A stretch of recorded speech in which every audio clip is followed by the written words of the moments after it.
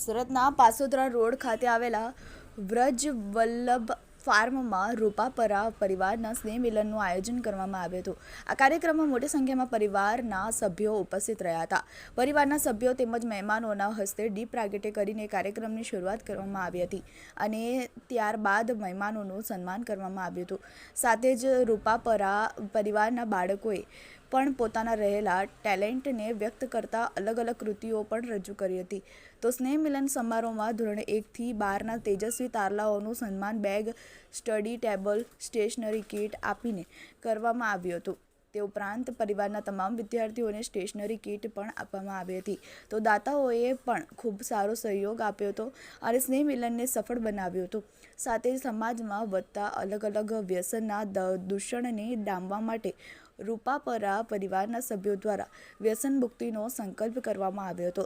છેલ્લા 7 વર્ષથી આ જ પ્રકારે દર વર્ષે રૂપાપરા પરિવાર દ્વારા સ્નેહ મિલનનું આયોજન કરવામાં આવે છે અને જેમાં રાજ્યના અલગ અલગ ગામડાઓમાં બસતા અને હાલ સુરતના કર્મભૂમિ બનાવી ચૂકેલા રૂપાપરા પરિવારના સભ્યો એકઠા થાય છે અને એકબીજા સાથે પ્રેમ ભાવથી મળે છે. ચેતનજી બુંદેલા, TV18 ન્યૂઝ, સુરત. મારું નામ વિનોદભાઈ રૂપાપરા છે.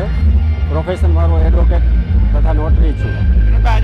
આજે અમારે સુરત મુકામે અમારું પરિવારનું 7મું સ્નેહ મિલન અમે યોજ્યું છે. એનો અમારો મુખ્ય ઉદ્દેશ્ય અમારા પરિવારના બાળકોને કોઈ ખોટી રીતે, કોઈ ખોટા રસ્તે ન જાય, સારી એની શિખામણ મળે, સારું એને જ્ઞાન પ્રાપ્ત થાય, એના અમે પ્રયત્નો કરીએ છીએ. જે હોશિયાર છે એમને ખાસ અમે પ્રોત્સાહિત કરીએ છીએ, ઇનામ આપીએ છીએ અને પરિવારને એક સૂત્રતાથી બાંધવા માટે ખાસ અમારું આયોજન હોય છે. અને એમાં પરિવારમાં કોઈ આર્થિક રીતે નબળા હોય અથવા તો કોઈને હોસ્પિટલ કે એવી કંઈ આર્થિક જરૂરિયાત ઉદ્ભવે તો એને પરિવાર હંમેશા સાથે રહે છે અને એ લોકોને એવું ન લાગે કે ભાઈ આપણી પરિવારની સાથે કોઈ નથી. એટલે ખાસ તો આ બધું કરવા માટે આજે 7મું અમારું સ્નેહ મિલન અમે યોજેલું છે રૂપાપરા પરિવાર સુરતનું. ઓકે, આભાર.